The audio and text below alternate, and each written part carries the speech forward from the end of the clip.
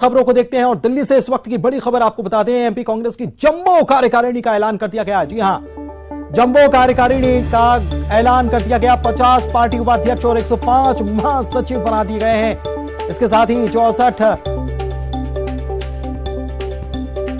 जिला अध्यक्षों की नियुक्ति हुई है। एआईसीसी ने यह लिस्ट जारी की। लंबे समय से मध्य प्रदेश कांग्रेस कमेटी की कार्यकारिणी अटकी हुई थी और एक जंबो लिस्ट तैयार हुई है। बहुत बड़ी लिस्ट है ये। 50 पार्टी उपाध्यक्ष, 105 महासचिव बनाए गए।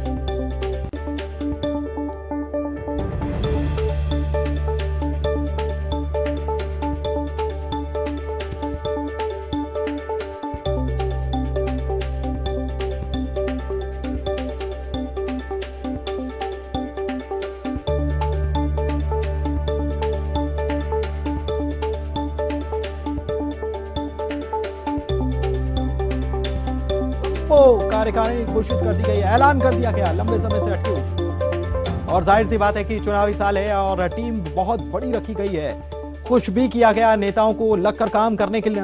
एक प्रकार से एक मैसेज भी है कि सबको जिम्मेदारी मिली है, अब सब मिलकर जिम्मेदारी निभाएं। एआईसीसी ने यह लिस्ट जारी कर दी है। अनुराग हमारे संवाददाता हमारे साथ लाइव जुड़े हुए हैं, उनसे बात करते हैं। अनुराग, चुनावी साल है और इसमें एक बड़ी लिस्ट, बड़ी टीम बना दी गई है। जाहिर सी बात है, सबसे उम्मीद यह की जा रही है कि भाई आपको भी मौका मिला, आपको भी मौका मिला, आप चुनाव में लगकर काम करना है। बहुत बड़ी ये टीम है।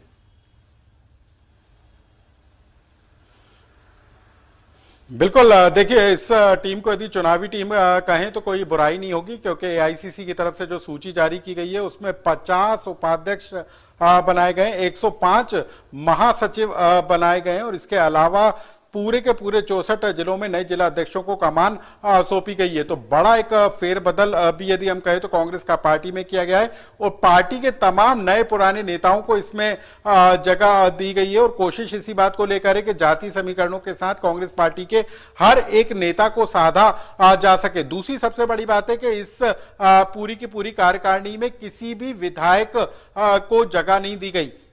मतलब साफ है कि जो विधायक चुनाव लड़ना चाहते हैं उनको पार्टी कार्यकारिणी में जगह नहीं दी गई है, यानी कि वो चुनाव लड़कर दोहरी जिम्मेदारी से मुक्त रहेंगे और खुलकर चुनाव लड़ सकेंगे। तो एक तरफ पार्टी ने संकेत दे दिया है कि ऐसे तमाम चेहरे जो कांग्रेस पार्टी के विधायक हैं उनको दोबारा मौका पार्टी देने की तैयारी में। लेकिन अनुराग, सवाल ये भी उठता है, जो सत्ता पक्ष बीजेपी जो है बार बार निशाना साधती है, वो कहती है कि पदाधिकारी बहुत सारे हैं कांग्रेस में और ये लिस्ट वो जाहिर भी कर रही है और कार्यकर्ताओं की कमी है। और दूसरा ये कि 50 उपाध्यक्ष, 52 जिलों के मध्य प्रदेश में 50 उपाध्यक्ष, कैसे सामंजस्य बनेगा?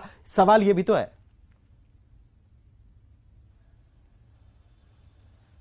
बिल्कुल, देखिए इस जंबो कार्यकारिणी को किस तरीके से मैनेज किया जाएगा, इस तरह के तमाम तरह के सवाल उठेंगे। लेकिन इससे पहले जब 28 सीटों के उपचुनाव हुए थे तब भी देखने को यह मिला था कि पार्टी में लंबे जो पदाधिकारियों की संख्या है वो हजारों की संख्या में पहुंच गई थी और इसी को लेकर बीजेपी सवाल उठाती थी कि कांग्रेस पार्टी को खुद नहीं पता है कि कितने अध्यक्ष, कितने उपाध्यक्ष, कितने महासचिव हैं। लेकिन अब जो प्रदेश कार्यकारिणी की सूची जो जारी की गई है वो साफ तौर पर बता रही है कि चुनाव के लिहाज से हर एक को साधने की कोशिश पार्टी की तरफ से की गई है और उन लोगों को महत्वपूर्ण जिम्मेदारी दी गई है। इन लोगों से किस तरीके से क्षेत्रीय स्तर पर जिलों में काम बांटकर काम लिया जाएगा ये आने वाले समय में पता चलेगा। लेकिन इस कार्यसूची को देखकर ये साफ तौर पर अंदाजा लगाया जा सकता है कि किसी को भी नाराज करने की कोशिश नहीं है। मानक अग्रवाल पार्टी के नेता थे जिनको पार्टी से बाहर कर दिया गया था, उनको भी उपाध्यक्ष बनाया गया। गोविंद गोयल जो कि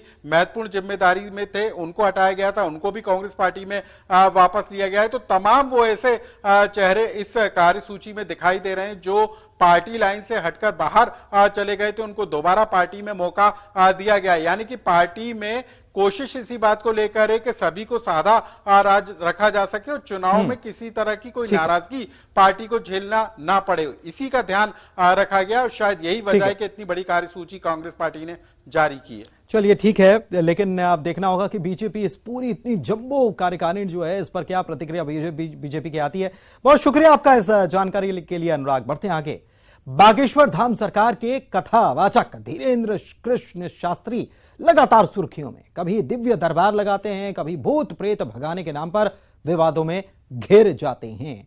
इन पर मध्य प्रदेश विधानसभा में नेता प्रतिपक्ष डॉक्टर गोविंद सिंह ने निशाना साधा तो बीजेपी नेता उनके समर्थन में विरोध प्रदर्शन भी कर रहे हैं। नारायण त्रिपाठी ने तो धीरेन्द्र शास्त्री का विरोध करने वालों को राक्षस प्रवृत्ति वाला बता दिया है। देखिए रिपोर्ट।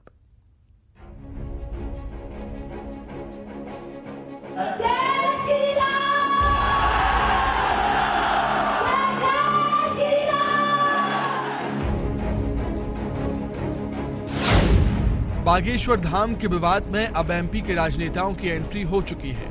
विधानसभा में नेता प्रतिपक्ष गोविंद सिंह ने बागेश्वर धाम के धीरेन्द्र शास्त्री पर जमकर निशाना साधा और कहा कि उनमें चमत्कार है तो अपने चमत्कार से मध्य प्रदेश का विकास भी करें। धीरेन्द्र शास्त्री अपनी झोली भरने, आश्रम का वैभव बढ़ाने और निजी स्वार्थ के लिए चमत्कार के नाम पर जनता को गुमराह कर रहे हैं। गोविंद सिंह ने आगे कहा कि धीरेन्द्र से ज्यादा सनातन का प्रचार तो वो खुद करते हैं। प्रदेश के 90% लोग सनातन धर्मी हैं। तो अंधविश्वास को मानते नहीं, न कोई चमत्कार है। अगर वास्तव में बागेश्वर मालने बाबा में चमत्कार है तो मध्य प्रदेश में 4.5 लाख का जो कर्ज है वो एक अपनी चमत्कार के द्वारा कागजों में समाप्त कर दें, मध्य प्रदेश का विकास हो जाएगा। जी जी जी। और क्या चमत्कार देखना चाहते हैं आप उनके? मध्य प्रदेश का विकास का चमत्कार करें। कोई भी अपनी झोली भरने के लिए, आश्रम को वैभव बढ़ाने के लिए, निजी स्वार्थ के लिए अगर कोई काम करता तो मैं उसको चमत्कार नहीं मानता। वो तो एक तरह का जनता को गुमराह करना है। अगर ऐसे चमत्कारी थे तो महाराष्ट्र वाले एक नागरिक ने जो संस्था में उसका उनके विरुद्ध प्रकरण दर्ज कराया, तो रात में अपने 3 टप्पर लेके क्यों भागे? उनको समाप्त कर दे, चमत्कार के माध्यम से शराब दे देते तो वही भस्म हो सकते थे भी। अच्छा, उनका कहना है हम तो सनातन धर्म का प्रचार कर रहे हैं, इस पर क्या कहेंगे? सनातन धर्म का उनसे ज्यादा तो मैं करता हूँ।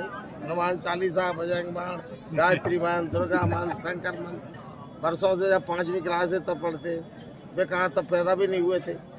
उनसे ज्यादा सनातन धर्मी कौन हो सकता है? हम हैं सब लोग, आप सब हो। इस समाज में रहने वाले इस देश के 90% लोग सनातन धर्मी हैं। वही नेता प्रतिपक्ष गोविंद सिंह के धीरेन्द्र शास्त्री पर दिए गए बयान पर बीजेपी ने पलटवार किया। बीजेपी नेता हितेश वाजपेयी ने कहा, गोविंद सिंह जी कैथोलिक कांग्रेस के बड़े नेता हैं, इसलिए सोनिया गांधी को खुश करने के लिए धर्मशास्त्रियों का अपमान करते हैं। इसकी भारी कीमत कांग्रेस को चुकानी पड़ेगी।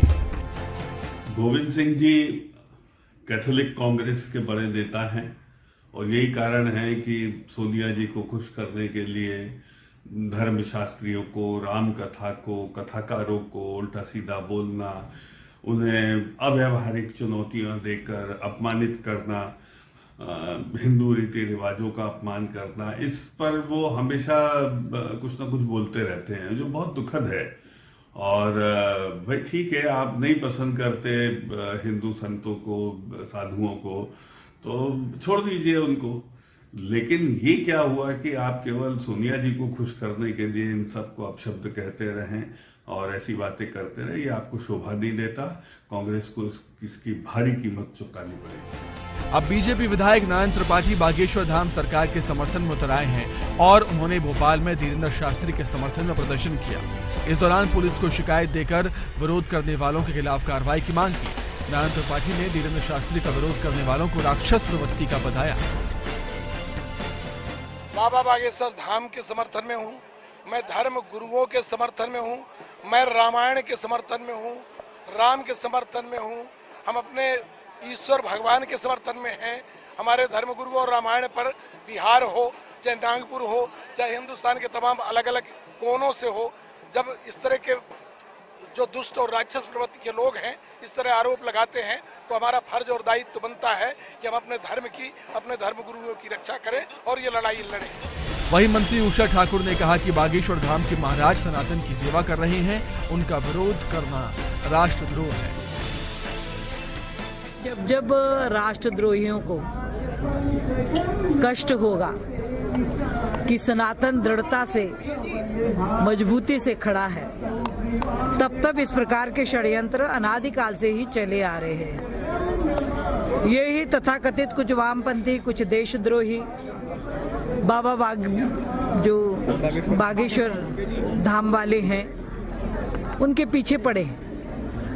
पर जिस प्रकार से बागेश्वर धाम के बाबा ने उनका निदान किया, वो सब आश्चर्यचकित हैं, हैरानी में है कि क्या सनातन की साधना में इतनी ताकत है। बागेश्वर धाम सरकार की नागपुर में कथा के बाद जिस तरह से नागपुर की अंधश्रद्धा निर्मूलन समिति ने उनके दिव्य दरबार को चुनौती दी, उससे मध्य प्रदेश की सियासत गर्मा गई है। समर्थन और विरोध की लपटें अभी और तेज होने की आशंका। Bureau report, news 18। भारत की मीडिया लगी है। वैसे आपको बता दें कि बाबा बागेश्वर जो हैं, बागेश्वर धाम वाले जो बाबा हैं, इनको चुनौती केवल राजनीतिक दल नहीं दे रहे हैं, बल्कि इनको चुनौती शंकराचार्य भी दे रहे हैं और कह रहे हैं कि भाई जोशी मठ की जमीन जो है वो धसक रही है, उसको आप अगर चमत्कार कर सकते हैं तो उसको रोकने का काम करें। शंकराचार्य ने यह बात कही है। बढ़ते हैं आगे। बागेश्वर धाम के नाम से प्रसिद्ध शास्त्री धीरेन्द्र शास्त्री हर किसी की जुबान पर हैं। चमत्कार के किस्से सुर्खियों के बीच विवादों में भी हैं और अब इस पर सियासी रंग भी चढ़ता ही जा रहा है लगातार। देखिए, नाम की अर्जी स्वीकार हुई है। नौकरी जो है छूट गई है। मैं स्पेशली उन्होंने सपना देखा। हमने लिखा आपके टोटल 3 प्रश्न हैं। सिद्धियां हैं, लेकिन इसको चमत्कार दिखाना नहीं चाहिए।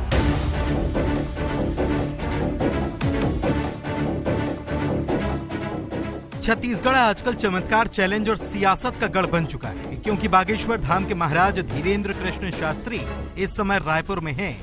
पंडित धीरेन्द्र कृष्ण शास्त्री के चमत्कार दिखाने के सवाल पर मुख्यमंत्री भूपेश बघेल ने बड़ा बयान दिया है। उन्होंने ग्राम माठ रवाना होने से पहले कहा कि लोगों को सिद्धियां मिलती हैं। रामकृष्ण परमहंस और भगवान बुद्ध इसके उदाहरण हैं।